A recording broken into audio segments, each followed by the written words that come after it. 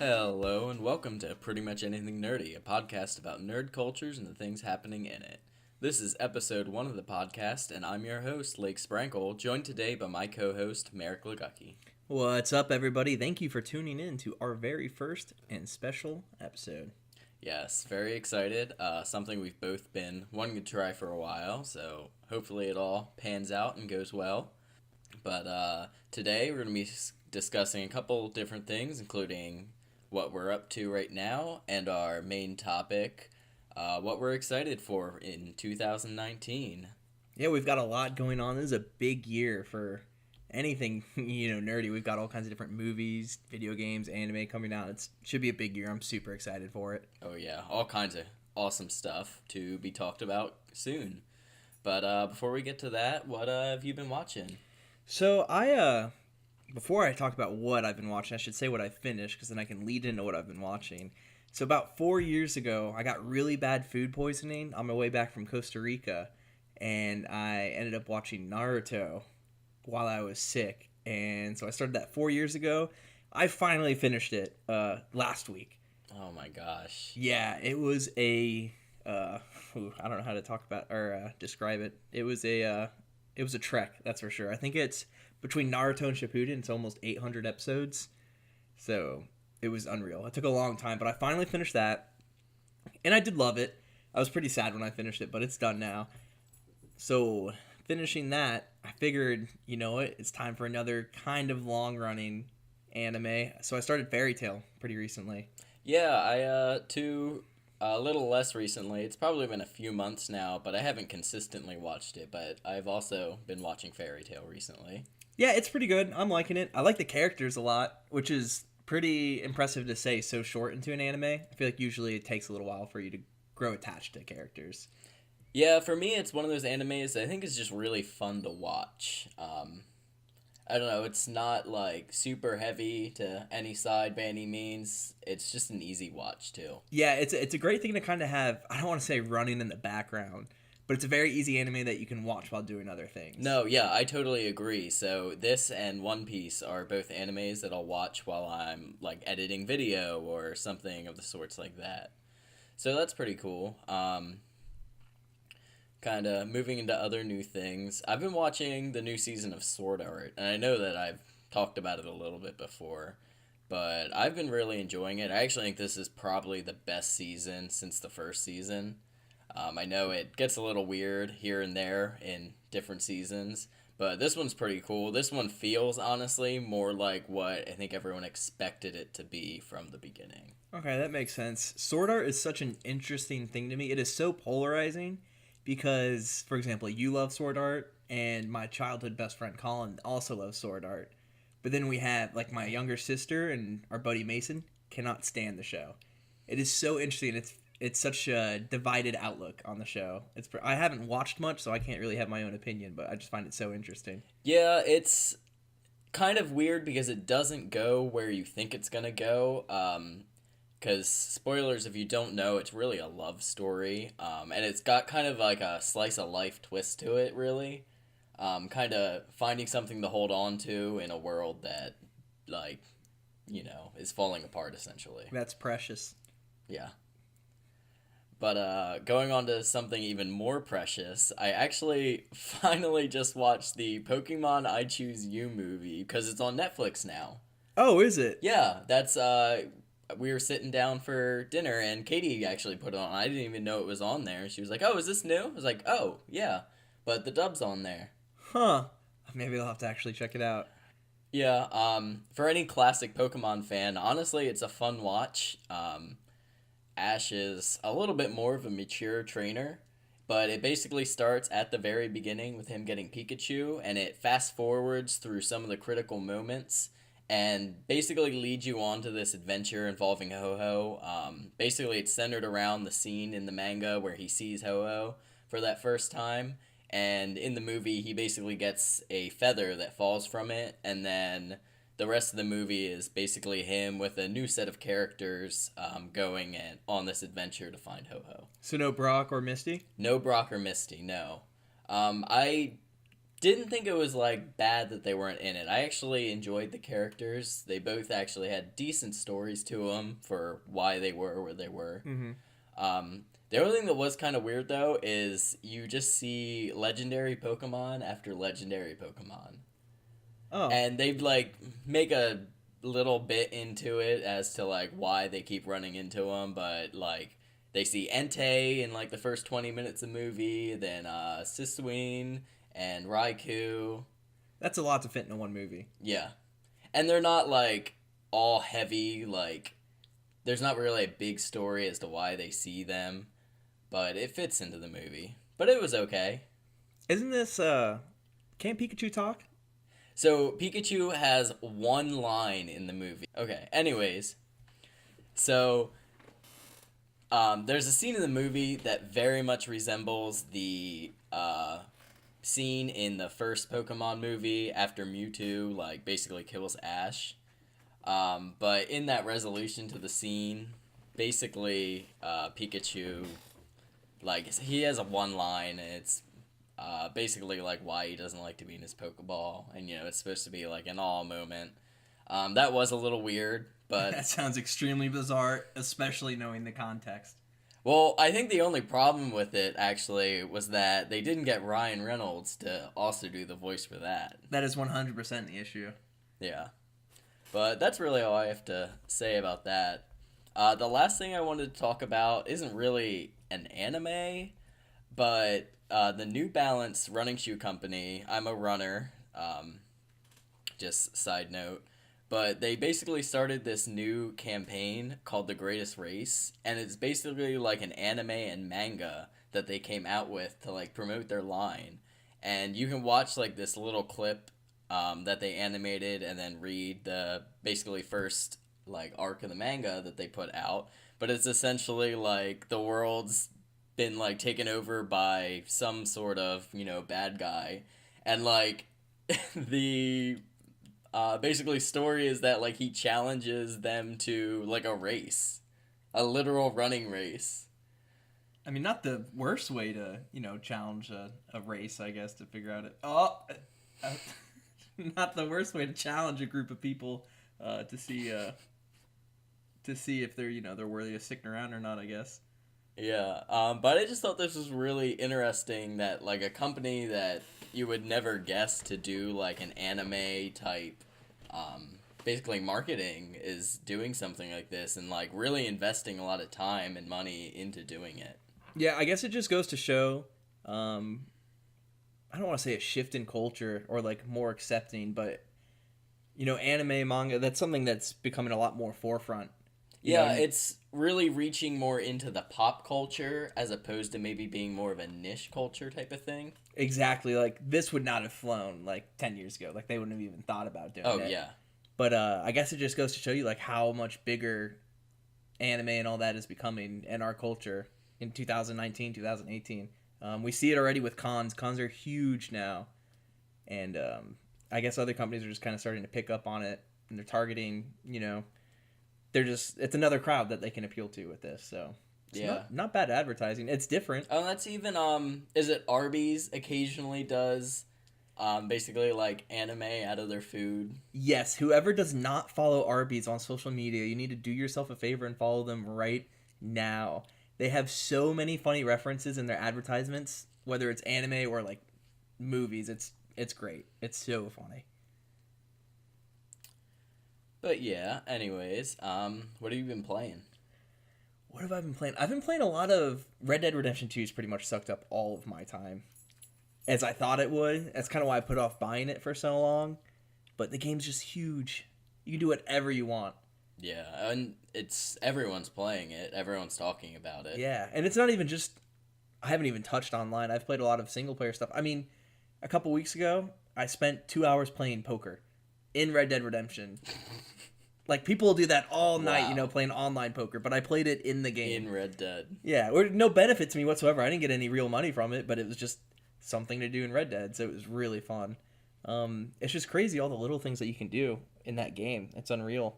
I mean, as ridiculous as it sounds, I've caught myself a couple times petting a dog in the game, And then if I look over at my dog Ginger, she looks visibly upset that I'm petting Petting a this dog on the virtual TV. dog. It is so funny. It's unreal. That's crazy. How far into the actual campaign are you, or have you just side quested it? So I've probably put in a lot of time in the side quest more so. I've probably put about 20 hours into the game. I'm probably only about a third of the way done. So I'm expecting probably about 35, 40 hours total out of it. Mm-hmm. So I'm really interested to see how it racks up as I get further into the game. That's cool. That's cool. So I've been going back to playing PUBG, PlayerUnknown Battlegrounds, because they recently, over Christmas, released a new map, Vikindi, believe is how they pronounce it. That's an interesting name. Where's it set? So it's basically a snow map. I was gonna say it sounds very Russian. Yeah, well, most of them are, other than Miramar. Oh yeah, I guess so. I didn't even think about that. I feel like I don't remember. I can't pronounce any of the names, so I guess that goes to show you that maybe you're pretty right about that. They all seem to be based around Russia. But yeah, I mean, I'm still absolute garbage at this game, and my computer can, like, basically run it enough that I can, like, run around and loot stuff, but as soon as anything important happens, like, frame rates go to crap. Yeah, I was going to say, I wish I could just even play the game. My laptop cannot run it on the lowest graphic settings. Yeah. I don't know if the game's just poorly optimized, because... Oh, it is. That's what I figured, because I can play Skyrim no problem, like, max graphics on my laptop. Yeah, but I can't even run PUBG. Yeah, and it's always so back and forth. Like, one week you're having a problem, and the next week it gets gone. And then the next week after that, you're having the same problem, but a different problem is gone. It's very much, I feel like the developers are playing whack-a-mole, and every time they smack one problem, another one comes right back up. But anyways, getting back on topic of the map and why I've actually been playing it, the map's really cool. It's a medium-sized map, so it's larger than Sinnoh, which is like their small one, but not quite as expansive as the first two. But what's cool about this map is it's way more dynamic.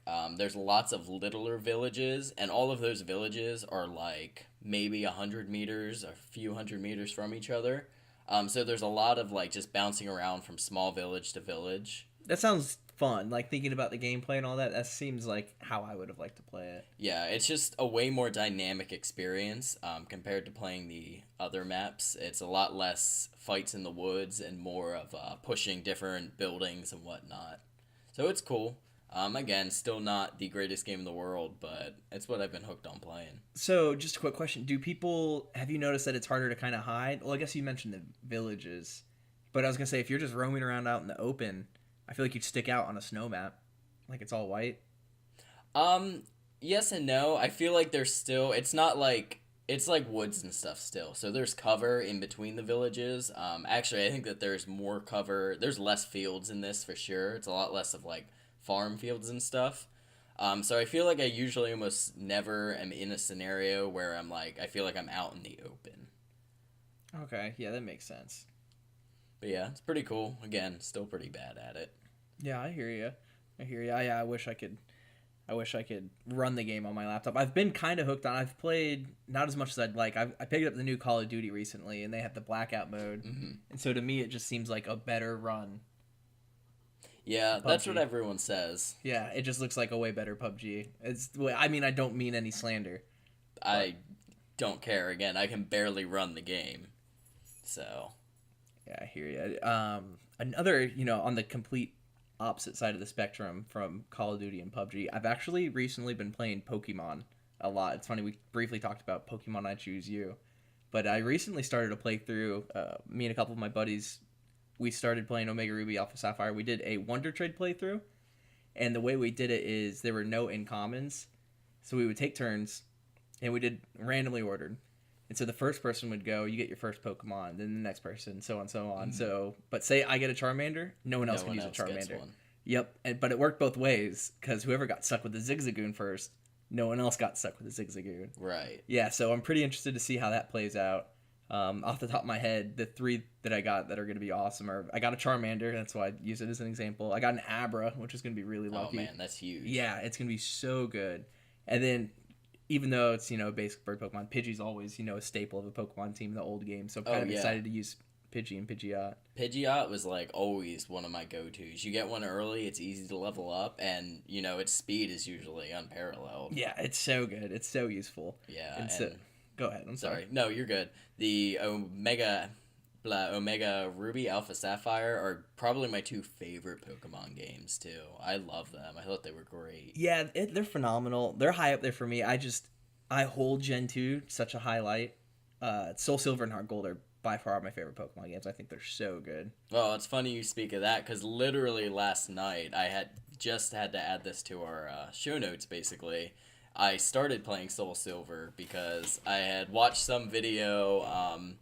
I think where someone had completed their Pokedex for it, and I was like, oh, you know what? I have Soul Silver and I haven't started playing that one, so I'm gonna go and start it. Like the Gen 2 Pokédex, or they filled out all the Pokemon that had been released up to that point? All of them. They filled out the national, and then they went through to the different parts of the map where you can talk to people, and they're like, oh wow, you filled your Pokedex, seeing what people said to them. That's unreal. I can't imagine all the time it would take to do that. Yeah, I don't know. I mean, for all I know, though, it could have been emulated or whatnot, but it was still kind of cool to see it. Oh yeah, I'm sure. I mean, there's plenty of people that do that for every game.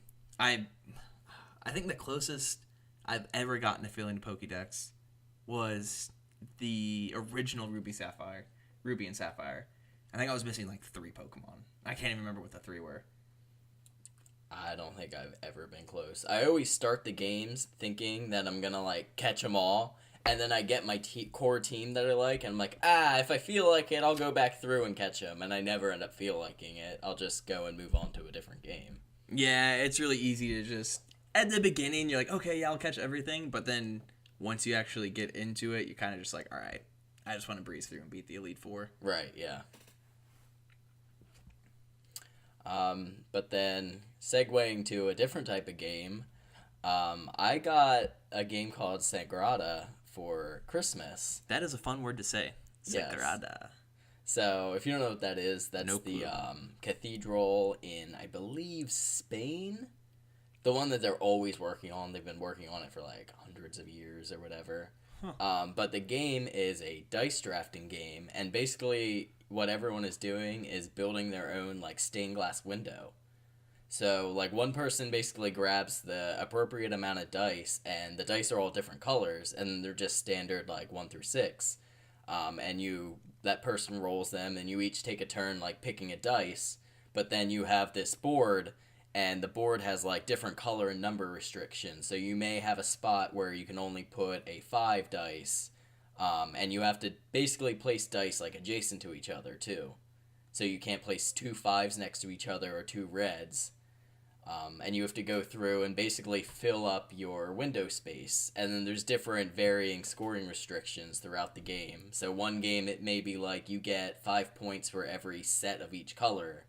Or you may get 3 points for having the numbers 1 through 3 this many times. That's pretty interesting. It sounds very different from any other board game I've ever played. Yeah, it's really cool. Katie likes it a lot, actually. She asked me to play it last night, and we played it 2 or 3 times. But I've been having a lot of fun with it, and you're all right. It is something different from what we've been going through and playing recently. How long is a playthrough of the game? Maybe 20 minutes. Oh. It's a real quick game. That's awesome. Which is, it's super cool. Like I said, we played 2 rounds, real quick last night. And, I'm excited to try that one then. Yeah, I actually have it with me. Oh, man. Maybe we can dig into it a little later. For sure. So that kind of wraps up. We just wanted to briefly talk about, what we've been watching, what we've been playing. I think it's about time we move into the meat and potatoes of our episode. Today's theme is what we're excited for in 2019. We briefly talked about it at the beginning of the episode, but there is a lot coming this year that we're really excited for. And I'm sure we're still going to miss plenty of things. There's also plenty of things that I'm sure are coming out later this year that we have no clue about yet. Oh, yeah. Looking at trying to find things later in the year that are going on, it's hard because a lot of things are to be announced or even just rumors at this point. Yeah, exactly. So you never really quite know, which especially you'll notice it for video games. Yeah, that was the big one I was looking for because November's always a big video game time, but at this point, people are still riding the hype trains of stuff that were released last November. Exactly, and I mean, shoot, even wouldn't be surprised if around E3, there's a couple of games that get announced to drop this November that we had no clue about. It seems to happen every year. Yep. But kind of segueing over, let's talk about things we're going to be going to. Basically, cons. So we really only have two main ones right now, but I feel like you pick up a lot of cons kind of last minute or spur of the moment. I do. I've gone to a lot of smaller cons, which are always pretty fun. They're a lot different. Each one seems to kind of have its own atmosphere, I would say. The one actually that is the soonest for us is going to be a smaller con, Central Florida Comic Con. And this is awesome because this is literally 5 minutes down the road from me. So this con is January 19th through 20th, and it's located at the RP Funding Center in Lakeland, Florida. And again, it's a smaller con. It's $20 for a day pass and $30 for a weekend pass. But I'm really excited about this. This is the first year for this con. There's a lot of more local celebrities coming, people from different comics, movies, and TV shows who basically reside around the area. But I'm hoping that this con gets some love and attention that it needs so that we can get it to come back and make it bigger and better in the following years. Yeah, I would love for this to continue on and to grow. I'm excited that it's happening. I'm not particularly excited for any event or person that is appearing there, but I'm just excited about the idea. And I think the best way for us to get it to grow is to just get as many people to go to it as we can. Yeah, well, and this will technically be my first con. That's wild. I didn't think about that. So, probably a good small one to go to first. Yeah, a small con's a good way to get started. It'll get you excited for when you go to a big con. That's true. And speaking of a big con, the other one basically on our calendars for this year, MegaCon. Yeah, and that'll be happening May 24th through the 27th. Yeah, and have you been to 2 MegaCons now? Just one. Just one. I have been to one MegaCon this past year, and it was fun. It was a good time. It's big. It's huge. The showroom is gigantic, which is awesome. Yeah. Like, we had a weekend pass for it, and I was finding new things every day. It was unreal. That's crazy. Yeah, it is. It's nuts. I'm excited to see how this MegaCon goes. I enjoyed last MegaCon. I think a lot of it, though, is I cosplayed for it with my two sisters, and we just had so much fun, meeting up with people, taking pictures. Whereas we didn't really get to go to as many panels. We did get to go to Chris Abbott's panel, which was really fun. He's the voice of Vegeta, All Might, and he was so nice and so funny. He took the time to answer as many questions as people had. I did feel a little bad for him. Towards the latter half of his panel, they had a specific Dragon Ball Z panel earlier in the weekend, but this one he kind of wanted to talk about My Hero because it's been gaining so much popularity. But the whole time everyone was just asking him about Vegeta, and you could tell he didn't mind, but you could tell he was kind of itching to talk about My Hero a little bit more. But MegaCon was pretty fun. I'm excited for it. I'm excited to see who they have as guests. I know they've already announced. Oh man, I'm completely blanking on his name. He's Aquaman. And he's Khal Drogo from Game of Thrones. Yeah, I can't think of what his name is either. Jason Momoa. That's his name. Yep. He was there last year. I didn't get to catch his panel or anything, but he always had a super long line. So I'm excited to see what kind of guests they announce for this year. Because they had some good ones last year, so I'm sure they'll bring in some good ones this year too. Yeah, we'll see. I'm definitely excited. Obviously, haven't been to a con, so I haven't been to this one either. But hopefully this will be my first big con as well. So, super psyched. Yeah, you'll have a lot of fun with it. Big cons are just a whole nother monster. The small cons are fun, but the big cons are just... You could see everyone cosplayed. Oh, yeah, you see the merch, you see everyone cosplaying. It's unreal. It's so much fun. And everyone's so nice at them, usually. I haven't run into anyone too rude. Everyone's usually really friendly. Well, let's hope that holds true. Yeah. But let's talk about some game releases. There's quite a few coming out, really, between the next few weeks. Yeah, there's some great stuff coming out within the next month that some people have been waiting for years. One that people have been waiting for like 8 or 10 years. Oh my gosh, yeah. As someone who hasn't even played these games, I'm excited for it. Yeah, and if you haven't guessed, the game we're talking about is Kingdom Hearts 3. Right, yeah. It is finally coming out. For those of you that think you can probably watch a video before you play it. Just make sure you watch a video that covers everything.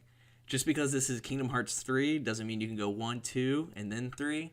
There's, I think, 5 games that take place between Kingdom Hearts 2 and 3. Yeah, and when you go to watch some of these videos, they're like hours long. It is. Because I tried to look some up to like maybe catch me up. I haven't played the first 2, even though Merrick here has been trying to get me to play them. I just haven't had time, but I'm a huge Disney fan, so... He'd love them. Yeah, I am excited, but I think I'm just going to go in and play this one as my first one. You're going to have to dedicate a whole afternoon beforehand to watch videos. Just letting you know. I think I'm up for the challenge. Actually, this past summer, I had played through, I got the remastered edition for my PlayStation 4, and I played through 1, 2, and some of the spin-offs. Probably had close to 100 hours of gameplay just between all those games. It was unreal. That's crazy. Yeah, I played the games, and I'm still confused. I should probably watch a video before Kingdom Hearts 3 comes out. Yeah, that's, my boss was actually telling me he was trying to play through the first one. He was like, man, it just got so tedious. Yeah, there's a little bit of bouncing around. Right. You Yeah, can go that's to a what couple he different said. worlds. Yeah, but they're phenomenal games. And I mean, I grew up playing them, so I might be, looking through with rose-tinted glasses. I'm interested to see this generation, because there's going to be some kids that play the third one, like younger kids that just had never played any of the ones earlier. So I'm really interested to see how this one's received. Right, and after waiting for so long, hopefully this one will be really polished and just play really nice. Yeah, I'm really hoping so. It looks super smooth. The gameplay looks really fun. And I hope it's similar. Kingdom Hearts 2 had really fun combat, and it looks like Kingdom Hearts 3 is kind of returning towards that style of combat. There's just so much they can do now. Since the last Kingdom Hearts main game came out, I think Disney's acquired Marvel, they've acquired Star Wars, and now neither of those are in Kingdom Hearts 3, as far as we know. If it is, then that would be unreal because they managed to keep it secret. But there's just so much that they can tap into down the road. Mm. And so I can go on and on about Kingdom Hearts 3. I'm incredibly excited. All right. Well, what about the Resident Evil 2 remake that's actually coming out basically in 2 weeks now? Yeah, that's true. Oh, I'm so excited for that. Resident Evil 2 was actually the first game that I pulled an all-nighter to beat. Really? Yeah, I played it with 2 of my friends. We had started at like midnight and went to bed at 6:37 in the morning. So it was almost my first speed run too, now that I think about it. Not that 6 hours is incredibly fast. Speed run, yeah. But when you're 10 trying to figure out how to play something on the Nintendo 64, you're scared that if you knock it the wrong way, the whole game's going to freeze, especially if you don't have a memory card. Oh man, right, yeah. It was pretty intense, but it's awesome. I actually, when I go through my list of top 10 video games, I usually mention Resident Evil 2 around the 5 or 6 mark. I love the game, and I'm so excited to see what they do with the remake. The graphics are unreal, and the gameplay looks really polished, and I can't wait, which is really going to benefit the games, because if you've ever played any of the old Resident Evils, they're kind of clunky, the way you move and everything, so I'm excited to see how they handle the remake. Yeah, I'm excited for this as well. I don't remember anything about the original Resident Evil 2. I'm pretty sure I played it. I've played most of them, but for whatever reason, when I try to think of this one, it just draws a blank for me. Yeah, I guess it is a little easier to blank on, especially compared to how crazy some of the games got when we were kind of age to play them, like Resident Evil 4, Resident Evil 5. Right, yeah. And 4, probably arguably one of the best ones. Yeah, oh yeah. Everyone kind of acknowledges 4 as the best game in the series. So I did recently start 7, and I've been playing it with VR. Oh man, a horror game in VR is just an unreal experience. Oh my gosh, that sounds like crazy, but also cool. Yeah, I had to I was playing a couple weeks ago, and I had to, pause the game and take off my headset because I wanted to cry. I was so scared. Not even exaggerating. I was terrified. Now, is it possible to do, co-op with VR if you have two? It's not right now. That would be really cool. Could you imagine, Oh, no, I can't. Someone should do that. Because the Resident Evil 7, it follows through, it's a linear perspective from a single person. So you could easily do a co-op game. Oh, man, that would be so unreal now that I'm thinking about it. That'd be so cool. You just run into the problem of needing 2 sets of VR and whatnot. But you wouldn't be able to do it local either. It'd have to be over online. Yeah. It's a cool idea, though. Yeah, I'm so excited for VR tech. I'm excited to see where that goes.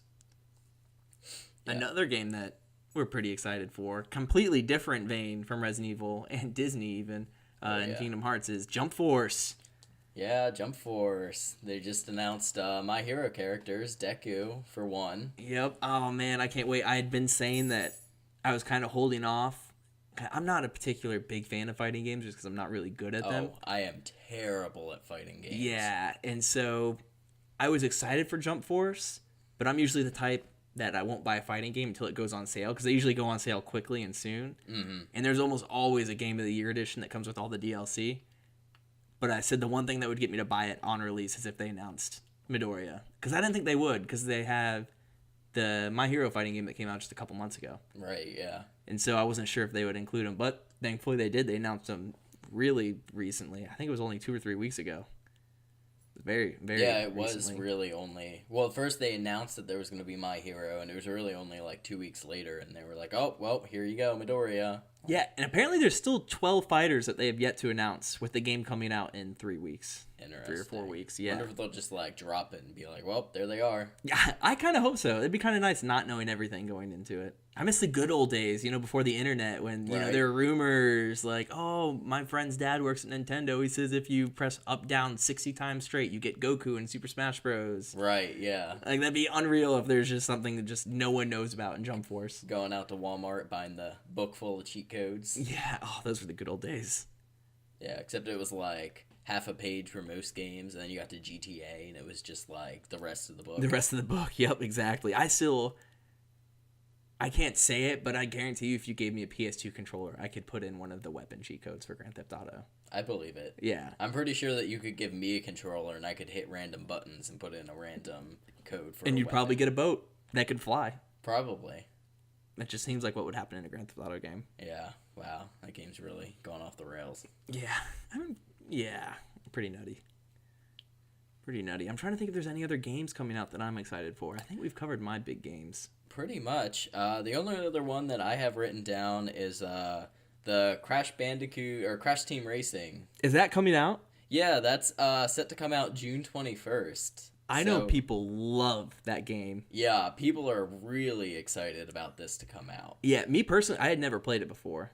I haven't either. But anyone who, talks about video games right now, my boss at work, Austin, everyone was like, oh, did you hear Crash Team Racing? I'm like, yeah, I heard. Yeah, it's unreal. I remember when they were announcing the Crash Bandicoot trilogy, the remaster, everyone was demanding that Crash Team Racing was a part of it. Reddit was freaking out when it wasn't announced for part of the trilogy. So I'm sure all those people are stoked to hear that it's coming out soon.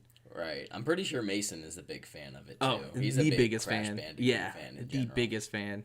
Yeah, I'm excited to see what it's like playing it without having the nostalgia going into it. I think it's always really fun to hear that perspective because nostalgia plays a big part of, remasters and everything. Kind of like Resident Evil 2. I'm excited to see how people, really like that. But it'll be interesting. I'm excited. Yeah. That's all I got for gaming.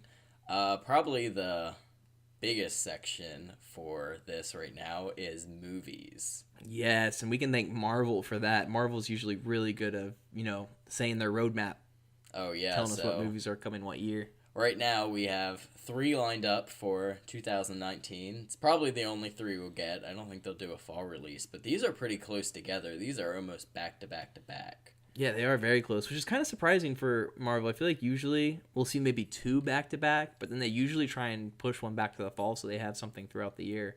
Yeah, well, previously, before basically Phase 3, it used to be a spring release, a summer, and a fall, because they used to do a Run Disney race in the fall, and it was always themed after that race. And I think Doctor Strange or Thor Ragnarok, one of those 2, was the last fall release.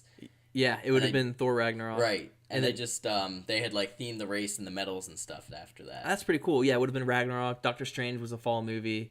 Before that... I don't remember. I want to say Guardians of the Galaxy 2 was a fall movie. I would have to look it up. No, Was it a summer? was the May release. Was the May release? I know the first one was a summer release. Yeah, they were both, that same block. Basically where Infinity War was as well. Yeah, it it's takes that up. block. I feel like Thor in general usually gets the fall release. Now that I think about it, I feel like I remember the first 2 Thors also taking up the fall release. Yeah, I could see it. But first up, coming, we have Captain Marvel, which is releasing on March 8th, and this is the 21st movie in the MCU. Yeah, I am cautiously optimistic for it. I'm downright excited for it. I know you are. You love Captain Marvel. Yeah, me and my fiance are both big Captain Marvel fans. We have comics for it in the apartment for him. That's awesome. Yeah, I mean, I know I love it because it's a Marvel movie, and I really can't think of a Marvel movie that I haven't liked. I mean, the closest to it is maybe how I felt after watching the first Captain America. I didn't like the first Avenger the first time I watched it, but if you ever do a rewatch and you watch Captain America, you're just stoked. What? Yeah, like seeing his origins. Yeah, I did not like it the first time I watched it. Oh, Or I shouldn't say love don't like it. I liked it, but I was just like, compared to Iron Man, no, that wasn't very good. I'd say the Thor movies. Those first two. Yeah, those are pretty bad. Those are Yeah. pretty bad. And I'm not trying to compare Captain Marvel to any of them. I just, from the preview and everything, I just don't think they did a good job cutting up a trailer. I don't think the trailer did a very good job getting hype for it. But maybe that's okay, because I feel like nowadays a lot of trailers reveal too much, and I feel like I really don't know that much about what's actually going to happen. Yeah, that's true. I have a personal first trailer rule. I won't watch a trailer after the first one. Movies just tend to give away way too much nowadays. Yeah, I agree. You can watch some trailers and basically feel like you've watched the whole movie now. Yeah, that happens way too often.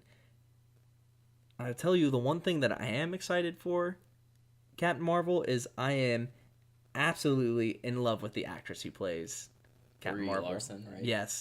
Yes, she is so gorgeous, and she seems so pleasant in interviews. And I think that might be one of the reasons why I wasn't super stoked for the movie. In the first trailer, I don't think you see her smile like once. She seems very kind of robotic, and I guess it'll play into it once we hear the story and all that. I know she's supposed to have like lost her memory, right? Yeah, right. Well, traditionally in the comic story, she was at some point like a U.S. Air Force pilot, and then she like gets lost in space or something of the sort of that, and then she becomes like a Kree warrior. Okay. Yeah, so I mean, I guess I wouldn't smile a whole lot if I didn't remember anything and I was in space. I'd probably be a little freaked out too. But so I'm excited for I shouldn't say cautiously optimistic. I'm excited for it.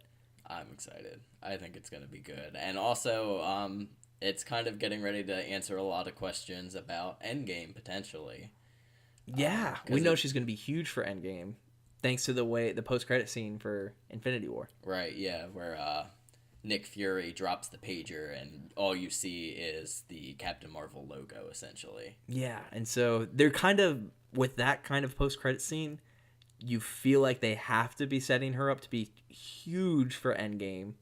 Yeah, basically. I mean, I think as of now, that's kind of how we expect it to go, is for her to be our big Endgame hero. Yeah. I'm excited to see how they kind of handle how strong she is compared to the other Avengers. Yeah. You know what I mean? Because obviously she's going to be super important. But I feel like they've done such a good job setting Thor up to seem so, powerful recently. He's definitely gotten a buff in the last movie. Yeah, he really has. But it is cool, though, too, because we have two, like, majorly, like, galactic strong characters. Yeah, and I'm excited to see how they handle that in the scope of the Marvel movies. Like, if they're not going to feature Captain Marvel and Thor as much, like, in movies where the heroes, join up, just because, obviously Thor and Captain Marvel can be a lot stronger than Spider-Man or... Well... Yeah. You say Spider-Man. Yeah, right. R.I.P. I miss him. Yeah, and... they haven't even really acknowledged them in the Endgame movie yet, because the first trailer that they released for it is mainly Tony Stark and Captain America. Yeah, which is a cool way to tie it all. I mean, they were the two that kicked it off. I mean, True, yeah. Hulk and Thor were also there, but I don't want to see either of them go, but you can kind of get the feeling that they might be getting ready to say bye-bye to Captain America and Iron Man. Right. Well, I believe Chris has been, like, the actual person has been trying to Chris Evans get out. Yeah. He said he wasn't going to renew for a while. So I'm actually pretty sure he wasn't even. I think his last movie was supposed to be Infinity War, and then he signed on for another one. Another one. Yeah, because I'm pretty sure I remember hearing that he only had one. Right, I believe you're right. I thought I heard that too. Yeah, I think he only had one contractual appearance left before Infinity War had started. So I know a lot of people thought they might have actually killed off Captain America in the first Infinity War, yeah. And then they pulled the left hook with us when Tony gets stabbed. So I loved Infinity War. I'm just so excited for Endgame. Oh my gosh, it's going to answer so many questions. If I wasn't gripping my seat enough during Infinity War, this one's just going to have my heart It's going to tear your heart out. Yeah, it's going to be so bad. If you think about it, this is 11 years of storytelling. This is phenomenal what Marvel's done. Yeah, this is literally the end of a whole story. Like, really, who knows what's going to be left after this happens and where we're going to be at. Yeah, it's unprecedented what they've done. I'm excited to see, how it all wraps up and then how they handle after it. Right. Well, we've already given our regards to Spider-Man. We do know that he's coming back for another movie this year, though. Far From Home comes out July 5th. Again, basically right after Endgame. Yeah, I wouldn't be surprised if Endgame is still in theaters when Spider-Man comes out. Probably. Which will be kind of weird. Yeah. But not a bad thing. Anytime there's two Marvel movies going on, you gotta love it. Yeah, but I don't even know what to expect with this one. I liked the first one. I thought it was fun and charming. Definitely different from kind of the other Marvel movies that we have going on currently. Yeah, I'm excited for it. I loved the first one. Spider-Man's also my favorite superhero from growing up. I just loved, when I was a little kid, I was convinced I was going to be a scientist. And that's kind of the nerdy little kid. I wasn't really, in athletics or all that. And so Spider-Man was someone that I felt like I really related to. And so I loved how they handled him in the first movie. I can't say enough praise for Tom Holland. I think he does such a good job being a good Spider-Man and a good Peter Parker. Oh, I agree completely. Between all three renditions of Spider-Man that we currently have in movie form, he's my favorite by far. Yeah, and it's not even close for me. And so I'm excited to see what they do with Far From Home. I'm not sure how they're going to handle it. I'm going to guess it's going to be pretty lighthearted, especially after how heavy Endgame's probably going to be. So I'll be interested to see how that goes. I kind of wish that we wouldn't have known it was coming out. I wish they wouldn't have planned to release it so soon after Endgame. But then again, I guess that kind of comes with this day and age. Like, there's no way you keep that under wraps. Right. Well, I thought that they were going back to the fall release for this until I looked it up for writing this script. And I was like, oh, that is right away. However, they haven't released any sort of trailers or whatnot, mostly due to current situation in Infinity War. But I did look kind of at the cast, and basically most of the people who you expect to are reoccurring. Yeah, I'm sure they keep all of the friends from the first one. I'm sure they don't have Robert Downey Jr. listed in the cast. I did not look for that. However, wasn't he a featuring? I forget what that's officially called. Like a starring role? Or what are you trying to think of? He's basically like a cameo. Oh, so like a cameo. Okay, I know what you're saying. So when you see the credits and it's like, and featuring Robert Downey Jr. Yeah. We'll see. I'm hoping he has a cameo in Far From Home. Yeah, we never know. Someone else might jump in and end up being a cool addition to it as well. I mean, obviously we have this whole cast of characters now that all could easily jump in. Although I do like the relationship between Iron Man and Spider-Man, especially in the last few movies. Yeah. And then another thing to think about that really just jumped out to me is it is called Far From Home. So this could take place anywhere. Yeah, I did think about that as well. We really don't know what's going to happen after Endgame, so we have no clue. I mean, I'm sure it'll take place in New York, but it could literally, like, Spider-Man gets brought back because he's obviously coming back. Yeah. Unless it's a flashback. Never know. Yeah, I would be surprised if it's a flashback. But he could literally just be revived on Titan. That would be a weird movie, but just a it's whole possible. Movie of him hitchhiking his way trying home. to get home. Just a spider looking for his web. Yeah, Hitchhiker's Guide to the Spider-Verse. I haven't seen Spider-Verse. I have not either. Me too. It just won an award. Golden Globes, Best Animated Film. Which is killer. That's unreal. Yeah, seriously. Especially when, usually like Disney and those DreamWorks kind of hold the top spot for those. Yeah, usually a home run. Like, you know exactly who the award's going to. So it's really cool that Spider-Verse got that. I do need to check it out soon. I hear it's phenomenal. Yeah, me too. It wasn't really on my radar, and then all of a sudden it came out, and everyone was just talking about it. I was like, oh, maybe I should check this out. Yeah, definitely excited for that. It's easy for us to talk about the Marvel movies all day because we love them so much, but I do want to just highlight a few other movies that are coming out.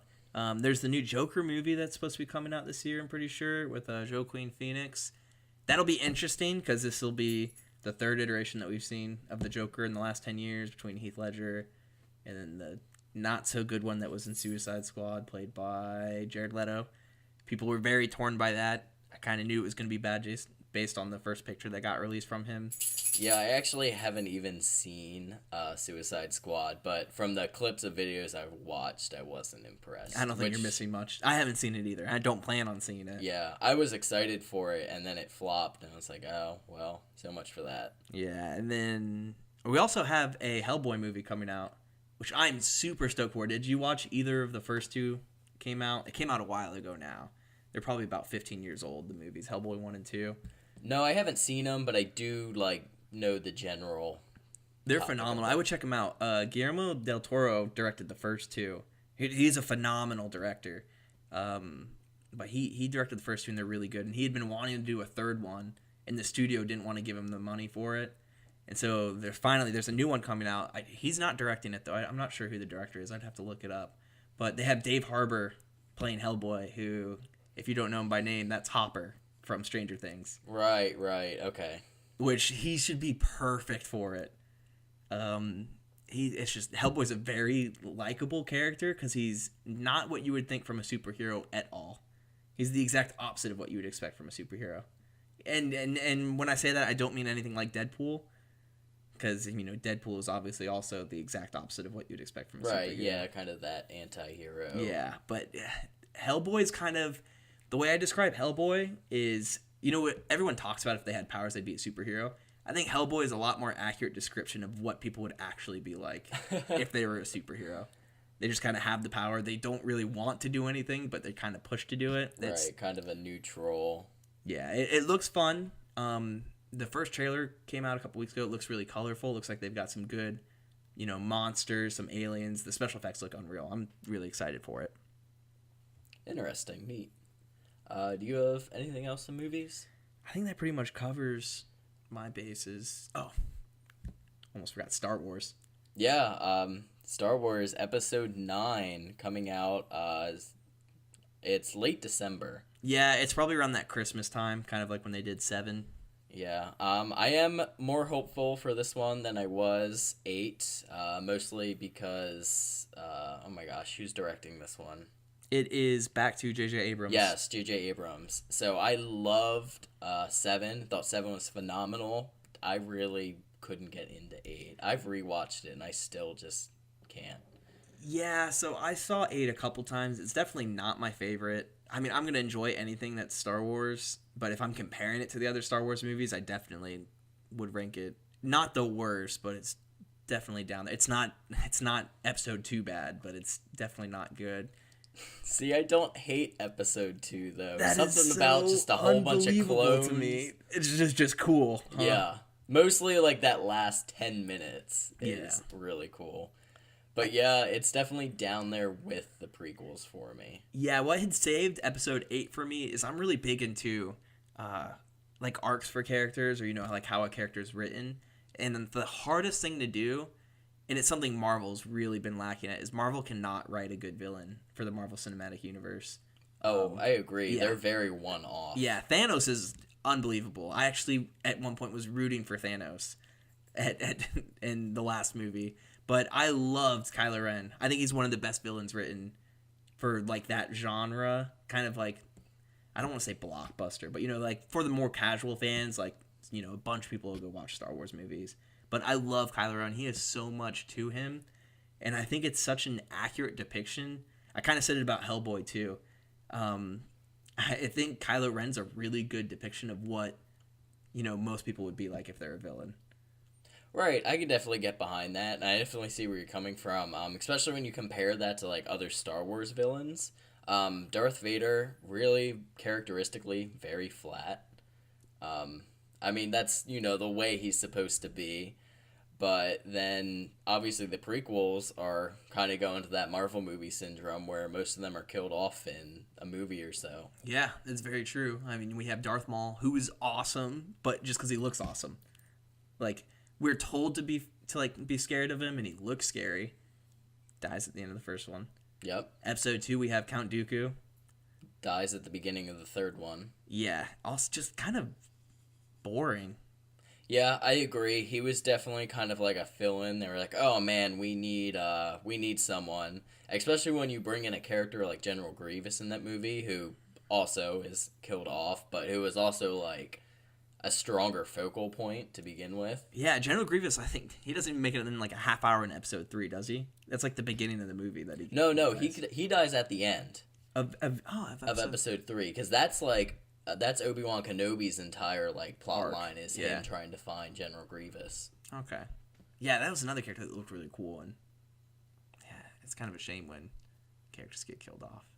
Yeah, I had actually read a story, or I think it might have been an interview about how they like came up with that character, and they basically like in the Lucasfilm studio had like basically had everyone draw a villain. And, like, one random guy or whoever was just like, oh, yeah, like, here's a guy. And it originally, like, didn't go through. And he, like, I think he had redesigned it or something and brought it back. And they're like, yeah, that's the one. What's better than 2 lightsabers? 4! Right, yeah. That's pretty much that whole character. That's pretty cool. I haven't heard that. But, yeah, we got kind of sidetracked. I am excited for 9. I'm excited to see what J.J. Abrams does with it. He was kind of left, like, how little. He was left with little. Yeah, but he's definitely in a great spot to have a good time jump. Yeah. Which is where I think this is leading to. They have to. They can't take place right after 8. It wouldn't make sense. Yeah, absolutely. There would be no way to tie up the story. That's my whole problem.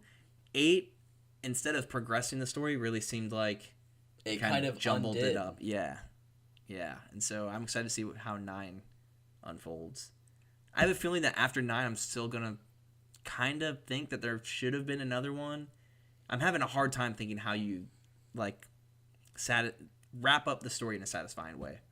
Yeah, well, we'll see though. Yeah, definitely excited. Yeah. A couple other movies. I don't have a whole lot to talk about on these. Mostly Disney films, all Disney films actually, since we just talked about Star Wars. Dumbo has a live action movie coming out March 29th. Don't really have a whole lot to say about that. Cute little elephant, he can fly. And then Aladdin coming out May 24th, which I feel like isn't getting as much hype as it should, because it's coming out before Lion King, but Lion King's already had trailers and stuff out, and that's just like insanely hyped right now. Yeah, Lion King I'm incredibly hyped for. I was kind of torn when it came to the Disney live action movies, and especially when I heard they were doing Lion King, and then I was sick last year and I had watched the Jungle Book remake, and I thought I was blown away. I thought it looked so cool with the animals, so I'm excited for the Lion King. I saw the Jungle Book in theaters, actually, I believe, and I was surprised. I enjoyed it much more. I think some of their live actions are kind of hit or miss. They're generally very hyped, though. Obviously, looking at, I think, Beauty and the Beast being the last really big one. Yeah. I mean, it's Disney, so everyone's going to want to see it because it's a huge part of everyone's lives and childhood. And so, right. People are excited for it, but especially Lion King, being obviously the highest grossing film at its time. That was just a huge release. But that comes out July 19th. And then on the animated side, they have Toy Story 4 coming out June 21st. I'm excited for this. This is one I would probably go out of my way to see in the theater.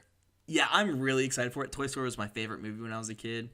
I'm excited because it's more Toy Story. I feel like Toy Story 3 was such a good point to leave off. Right, I agree. But I am excited I'm not going to complain about more Toy Story to watch. Right. I just feel like when it comes to movies having sequels, Toy Story has never really let me down. That's very true.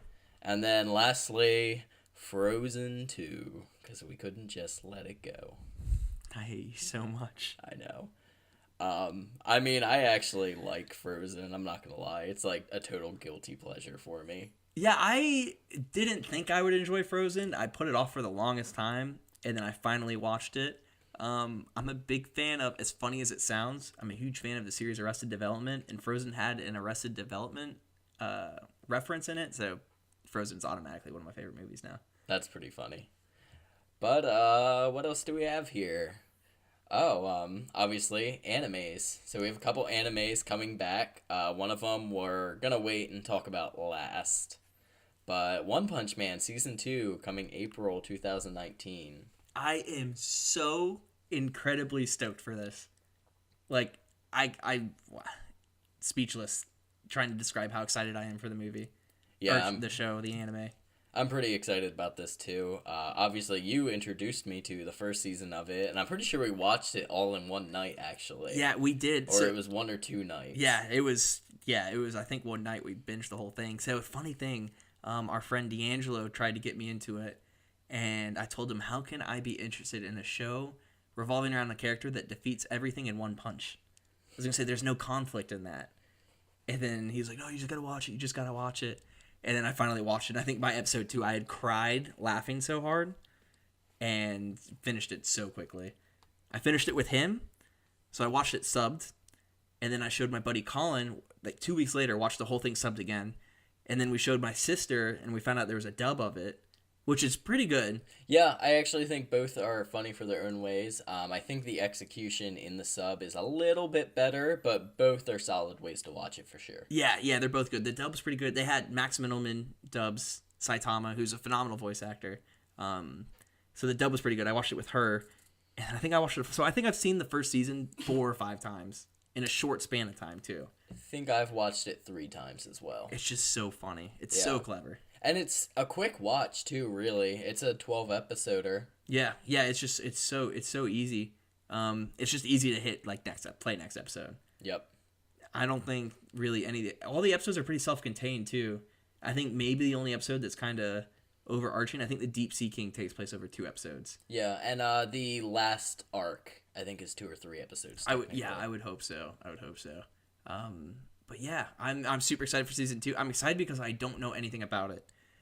I read little snippets here and there, but I really haven't been trying to keep up with it. Yeah. I'm just hoping that one day I'll see that it's online and I'll be all right, let's watch. Yeah, I'm excited for it. I was tempted to start the manga a couple months ago, but when I thought about how much I enjoyed the show, I was like, no way, I've got to just kind of hold out and watch the show as it comes on. So definitely one I'm super excited for.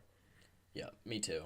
And then another one coming back is the second half of season 3 for Attack on Titan. So they released the first half in 2018 and then stopped and said, all right, you get the next 12 episodes basically next year.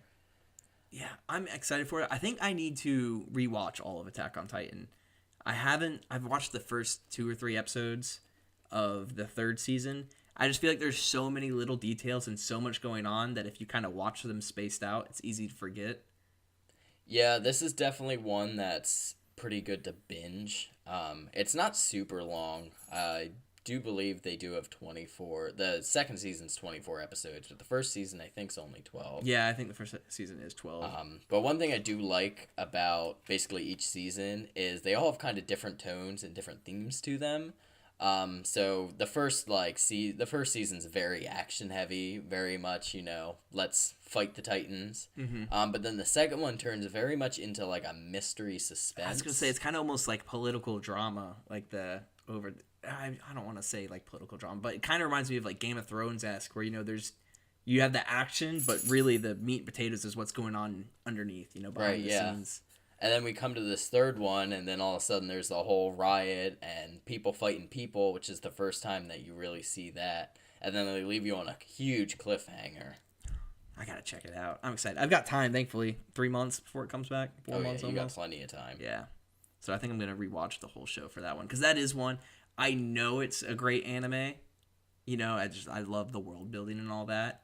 It's just I watched season 1, kind of not when it aired, but I watched season 1, then had to wait for season 2, and then we had to wait again for season 3. I feel like you mentioned earlier, it's a good one to binge. I just feel like there's so much continuing from each season that if enough time goes by, it's kind of easy to forget the little things. Yeah, I say that, but I always forget that the time between season 1 and season 2 was like super long for people because I watched season 1 and then all of a sudden, like a few months later, it was season 2. It's like, oh, that's cool. Yeah, I'd have to look it up. I want to say it was 2 or 3 years. Really, it was long. A long time. Really long. Which kind of what it was for One Punch Man now that I think about it too. It's been, I think the first season was 2016. It's been a couple years now. Yeah. Hopefully it's worth the wait. I'm excited. I'm excited for both of these. I am as well. And, we have those 2 returning. We have 2 new series that are coming out this year too. I don't know a whole lot about either of them, but I know Reddit and Twitter are freaking out about these 2 series, so I'm excited. The first one is Dr. Stone, and both of these are Shonen Jump. So they're new shonen, so, kind of the same vein, My Hero, Naruto, One Punch, Black Clover, all Shonen Jump. So they should be good. Shonen Jump manga have usually been animated very well. But the first one, Dr. Stone's supposed to be kind of a sci-fi shonen. All right. Yeah, I don't know a whole lot. I know it's kind of revolving around 2 characters, and I know the kind of concept behind it is there's like, I don't know if it's a curse or something, but everyone gets turned into stone. And then these 2 wake up first, and everyone else is still frozen. So it sounds like a really cool concept. I'm excited to see, how it gets animated and all that, and to see the story. I know it has to be really good because the anime was announced when there was less than 100 chapters out for the manga, which is a huge deal. Usually mangas take a little bit to get going before they get an anime. Right, yeah. They want to build a following, make sure that it's going to be something that's successful. Exactly. Both of these are really popular. I don't know where they placed, the top, the best-selling manga last year, but I know they were very high. And then the other one is The Promised Neverland. It's another one, like I said, it's a Shonen Jump manga. It's being animated in April, I think is when it's coming out. It follows, the main character is a girl, and it follows her and her siblings, and they're orphans. And so they're allowed to do whatever they want in this house that they live, the orphanage that they live in, but they weren't allowed to go, outside. They weren't allowed to see what's going on.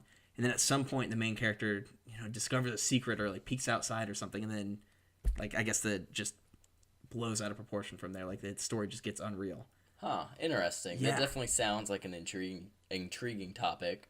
Yeah. I don't know anything about either of these 2. I think that's what makes me so excited about them is because, especially, or at least the last couple years, most of the anime I've watched has either been a show that came out like years ago and I'm finally watching it, or it's a continuation of something I already know, like My Hero, Attack on Titan. We have One Punch Man coming out. It's usually, I feel like the anime, it's easy for me to watch things that are established. And so these things are 2 animes that have a lot of hype behind them. So it'll be kind of cool if you get on the train early. Right, yeah, kind of get in and be one of those first people in there and watch it. Yeah, so I'm excited for those 2. And those are both spring, so around the same time as Attack on Titan, One Punch Man. So we've got a lot coming out soon. Yeah. That I'm excited for. And then something that I've been really excited for, and they decided to basically make us wait almost a year, is My Hero Academia Season 4. I was so upset when they said it was coming out in October. Because they didn't say anything, but everyone had said that it would be coming out in the spring. Just because that's where the last couple seasons had come out. Seasons 2 and 3 are both spring anime. And so it was easy to assume that Season 4 would be the same. And I think it was 2 weeks ago they announced that it would be October. Yeah. But, I mean, it also seems crazy, too, though. I feel like I just finished watching Season 3. Yeah, right? I think I've rewatched Season 3 twice. We're actually, we started rewatching it, like, while eating dinner and stuff, and we're basically almost through Season 2 right now again. Yeah, I'm just so... And trust me, I read the manga, and Season 4 should be, hands down, the best season. Like, I'm not going to spoil anything, but this is going to be the best season. Like, easily. So I'm kind of excited that they're waiting so long because it's going to be animated so well. But there's so many things that to be excited for the next season. You kind of get a little bit of a preview where Season 3 leaves off. You get to meet the big 3, and you're introduced to Overhaul, but you don't get to see a whole lot about them. But there's so much to be excited for. Right, yeah, and there's so many new characters dropped at the end. I'm so excited for this. This is obviously my favorite anime, by far. But this is just, it's been so fun to watch it. And obviously our whole core group watches it and is really hyped about it. Yeah, it's just it's definitely my favorite ongoing anime right now too. Oh yeah. Speaking of which, though, I actually have this for you. Do you really? Holy cow! Where'd you get this? I had it printed. Did you really? Yeah, so if you guys are familiar with My Hero, at the end you meet a character named Mirio, right? Yeah, Mirio. And basically this is Merrick's favorite character, but this is a shirt from of his character in his hero costume. This is awesome. Thank you so much. This is unreal. Yeah, this is why everyone should be excited for season 4. No joke, he's not only my favorite character in My Hero, I can comfortably say he might be my favorite like anime character of all time. Right. And he's him and Deku are the like people that they've released the first images essentially. The promo art is the two of them. So I'm not going to spoil anything, but yeah, you get to see plenty of Mirio, plenty of Midoriya. You get to see plenty of them together. It's exciting stuff. Thank you so much. This is unreal. Yeah, I thought you might like out that. right now. You guys probably almost hear my smile through the mic. This is awesome. Yeah, when we get some social media things put up, we'll make sure to post a picture of the shirt. Oh yeah, for sure. Oh, this is awesome. But Thank you so that much. was when I had like found it. It was like, that's the one. This is I awesome. spent like probably a couple weeks looking for stuff, but obviously because not a lot of people know about his character, there wasn't a whole lot out yet. Yeah, there really isn't. There isn't a whole lot now because I mean, the only bit you see from him is in season 3. You see him naked. Yeah. So not the easiest merchandise to put. You can't really put a naked guy in a t-shirt. Right. So yeah, no, he's awesome. I'm so excited for the next season. I'm geeking out right now. This is so cool. But yeah, I think that pretty much wraps up everything we wanted to talk about then. Yeah, we talked about a lot. I hope you guys enjoyed our first episode of pretty much anything nerdy. We're excited to keep doing this for you guys. We're excited for more episodes down the road. We hope to be able to cover all kinds of different topics. And I just wanted to say, if you guys ever have an idea for an episode, feel free to shoot us an email. The email is prettymuchanythingnerdy@gmail.com. Once again, pretty much anything nerdy. We'd love to talk about anything that you guys have planned. Anything and everything. And if there's any other suggestions you want to give us too, things you think we should watch, which that could go off the rails very quickly. Yeah. And anything else that you think we should be covering. Yeah, by time this episode comes out, I'll probably have created some social media for us. So look for us on Twitter. Not sure if we'll have an Instagram. Definitely Twitter to announce episodes and to interact with you guys. But please look out for us. Once again, pretty much anything nerdy. Thank you for joining us, guys. Once again, I'm Merrick. And I'm Lake. We're excited to talk to you guys next time. All right, this has been episode 1 of Pretty Much Anything Nerdy, and this episode is being recorded on January 8th, 2018.